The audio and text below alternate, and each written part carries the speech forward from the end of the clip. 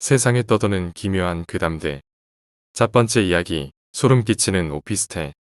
실업기 고등학생이었던 저는 고향 부산을 떠나 경기도의 한 중소기업에 취업을 했습니다. 경기도 SC 제2동에 위치한 M오피스텔을 숙소로 배정받아서 혼자 사용했었는데요. 이번에는 그때 겪었던 소름 돋는 일을 써보려고 합니다. 2013년 9월쯤에 저는 회사에 실습을 나왔고 여러 직원분들의 도움으로 무난한 회사 생활을 하고 있었습니다. 8시 반 출근, 5시 반 퇴근, 잔업은 20시까지. 잔업이 끝나면 오피스텔 같은 층에 거주하는 방글라데시에서 온 외국인 노동자 형들하고 술도 한 잔씩 기울이곤 했었습니다. 형들 요리 솜씨가 정말 좋았거든요. 그렇게 별탈 없이 회사 생활을 하던 이듬해 1월 어느 날 퇴근 후 집에 들어왔을 때 저는 소스라치게 놀랐습니다. 현관에 들어서 불을 켜자 문 안쪽에 중국어로 된 전단지 2장. 그리고 중국어로 써진 포스트잇 메모가 한 장 붙어 있었거든요. 문 단속을 잘못했나 생각했지만 오토도어락이라 그랬을 리도 없고 분명 누군가 집에 들어왔던 흔적 같았습니다. 깜짝 놀란 저는 같은 층에 사는 방글라데시 형들 방에 찾아가 도움을 요청했습니다. 그렇게 형들 3명과 저는 제 숙소의 현관문을 열고 불을 켜고 방을 하나씩 뒤져봤습니다. 현관, 거실, 작은 방, 복층까지 싹 뒤져봤지만 없어진 물건도 없었고 특별한 흔적 같은 것도 없었습니다. 다만 저는 복층에 짐을 놓아둘 뿐 자주 들락거리지 않았는데 구석에 과자 부스러기와 함께 머리카락이 몇 가닥 있었습니다. 당시에 저는 6mm 반삭을 하고 지냈기에 제 머리카락이 아니란 겉짐은 충분히 알 수 있었죠. 하지만 평소 워낙에 게을러 복층 청소를 대충 했던지라 이전 세입자의 흔적이라 생각하고 그냥 넘어갔습니다. 조금 찝찝했지만 딱히 도난당한 물건도 없었고 특별한 이상도 없었기에 형들을 돌려보내고 저는 방에서 쉬고 있었습니다. 이참에 집 청소를 한번 하고 샤워도 하고 노곤노곤한 몸을 이불에 미었을 때 문득 어떤 생각이 뇌리를 스쳤습니다.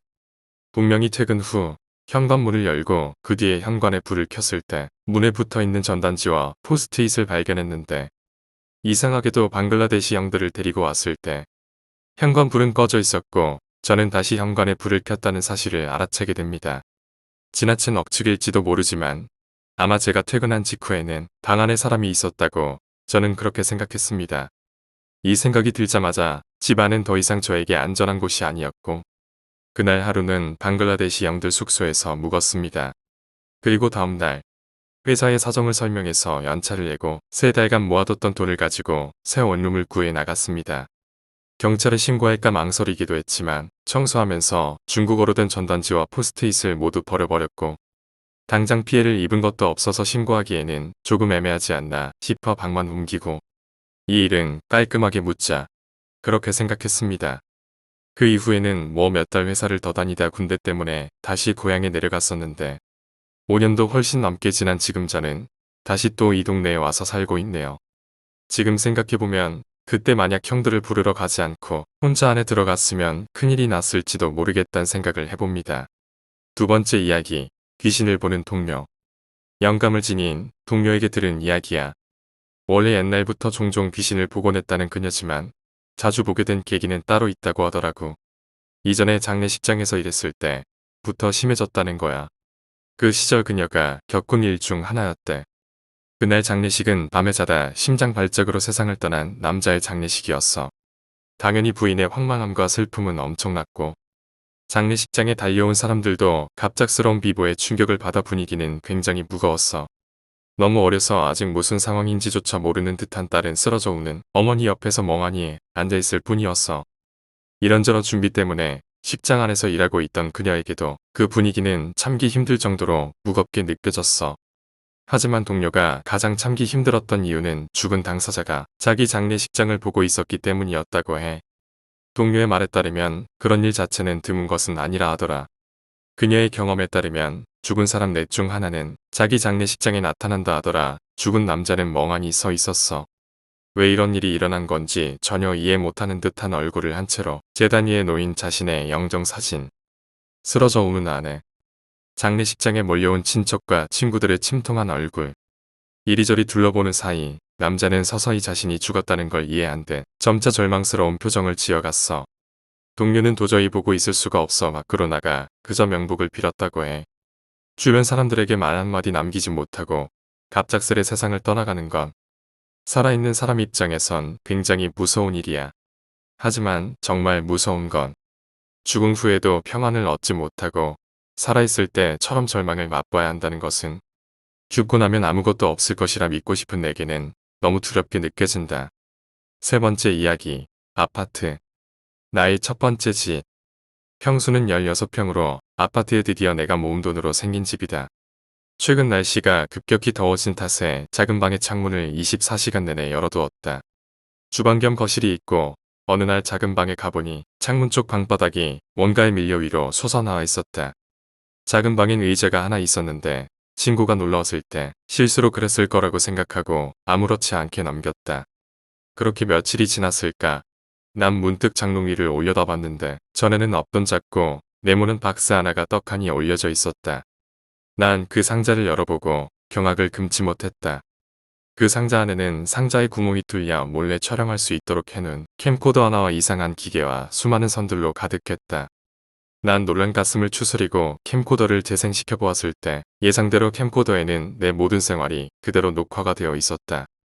이 캠코더를 설치한 범인의 얼굴도 함께 녹화가 되어 있었고 놀랍게도 범인은 여자였으며 설치를 하는 도중에 계속되는 그 미소가 너무나 소름 끼치고 무서웠다. 난 급하게 옷을 입은 뒤 캠코더를 챙긴 후 경찰서로 향했다. 경찰서로 진짜 미친 듯이 뛰어갔다. 그렇게 사고 접수를 마치고 집으로 돌아왔다. 옷을 벗고 대충 씻은 뒤 피곤한 몸을 달래기 위해 침대에 누웠다. 그때 난 무언가가 계속 걸리고 어색했다. 한참을 고민하다가 생각이 나버렸고 난 온몸이 경직이 되어 움직일 수가 없었다. 그렇다. 들어올 때 문이 열려 있었다. 분명히 잠그고 갔는데 지금 이 집 안에 누군가가 있다는 생각이 떠올랐을 때쯤 장롱문 쪽에서 소리가 났다. 난 범인이 여자인 걸 알면서도 공포에 질려 있었고 몸을 움직일 수도 없었다. 장롱문 틈 사이로 숨소리는 계속 들렸고 나는 자는 척하며 도망칠지 어떻게 할지 계속 생각하고 있을 때 여자는 이야기했다. 안 자고 있는 거 다 알아요. 네 번째 이야기, 머리 없는 사람. 이 이야기는 저희 아버지와 친구분이 겪으신 실화입니다. 제가 초등학교 2학년쯤 저희 아버지와 친구분은 동업으로 잠시 낚시터를 개업하신 적이 있으십니다. 대부분의 실외 낚시터는 인적 드문 저수지나 산에 자리 잡고 있는데 저희 아버지와 아저씨는 경기도 오산에 낚시터가 있었는데 아주 산속에 자리 잡고 있는 낚시터를 굉장히 저렴한 가격에 인수를 받으셨습니다. 그러던 어느 날 새벽 화장실에 가고 싶었던 아버지는 바깥쪽에 있는 푸세식 화장실이 싫다 보니 노상방류를 하기 위하여 후레쉬를 갖고 산 위쪽으로 걸어 올라가셨다고 합니다. 보리를 다보고 낚시터로 가려는데 갑자기 산 위쪽에서 파바바 이상한 소리가 들리더랍니다. 화들짝 놀란 아버지는 후레쉬를 그쪽으로 비추어 보았고 어떤 사람이 물고 나무를 선 채로 산 정상을 향해 막 뛰어가고 있더랍니다. 아버지께서는 너무 놀라서 바로 친구에게 달려갔다고 해요. 아버지 친구분께서도 처음에는 믿지 않으셨습니다.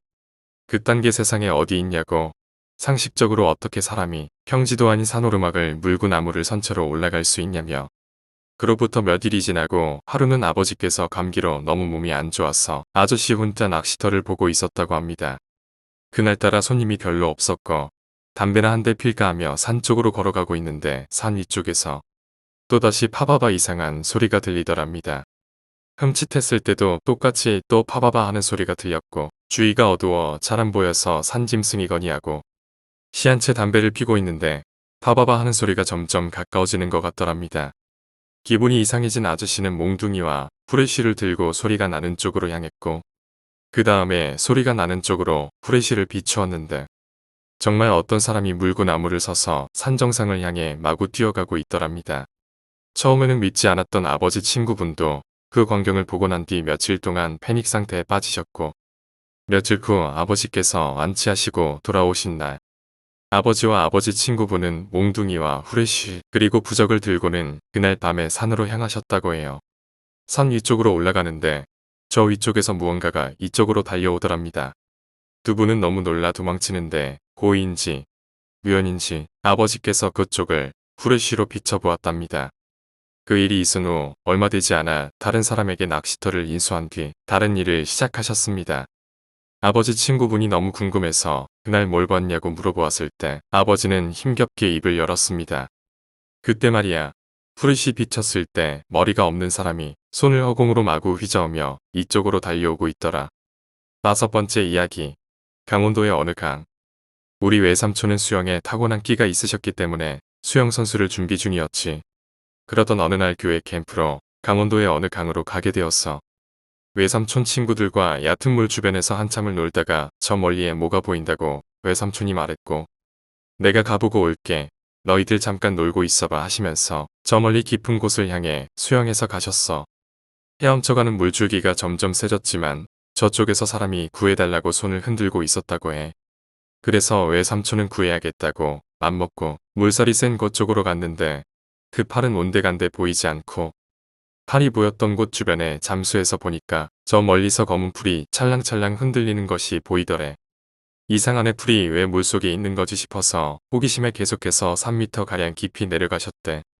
그리고 그 해초처럼 보이는 풀을 더듬는데 외삼촌께서는 기겁을 하셨지 아직도 기억이 생생하시다고 하더라.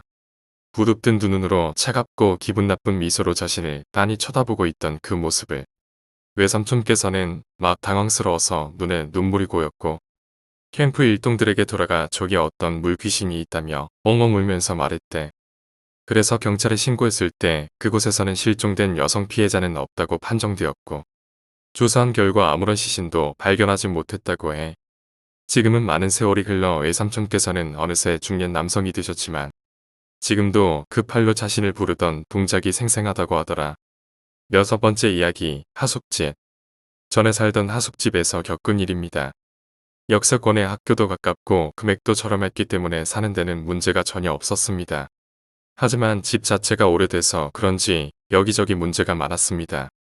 그중 가장 괴로웠던 건 배관 문제인지 난방이 잘 안 되다 보니 방에 들어오면 굉장할 정도로 차가운 공기가 방 안을 채우고 있다는 것. 당연히 바닥도 얼음장처럼 찼고요. 이건 좀 아니다 싶어서 주인 아주머니한테 말해봤지만 조금만 더 기다리라고 기사를 부르겠다고 하시더군요. 저는 기사가 올 때까지라도 일단 하는 수 없이 이불을 둘러쓰고 공부를 했습니다. 근데 왠지 모르게 인기척이 느껴져 뒤를 돌아봤습니다. 문이 조금 열려 있더군요. 그때 전 문고리 역시 헐어서 그냥 그러려니 하고 문을 닫고 계속 공부를 했습니다. 그러다가 한 번은 인기척과 함께 문소리가 들리기에 돌아보니까 문틈 사이로 뭔가 보이더라고요. 그날은 여러 가지로 며칠 무리를 한 상태라 굉장히 피곤했고 단순히 헛것을 본 거라 가볍게 여기고 넘겼습니다. 근데 생각해보니까 아무리 봐도 그게 사람 얼굴인 것 같았습니다. 아무래도 찝찝한 기분이 가시질 않아서 다음날 아주머니한테 물어봤습니다. 무슨 말이냐며 자기는 그런 이야기 처음 들어본다고 하시면서 사실 난방 문제도 제가 처음 말했어 다는 말을 덧붙이며 인상을 쓰시더군요. 뭐 그래도 일단 알아본다고 하며 다른 애들 오면 물어보겠다네요.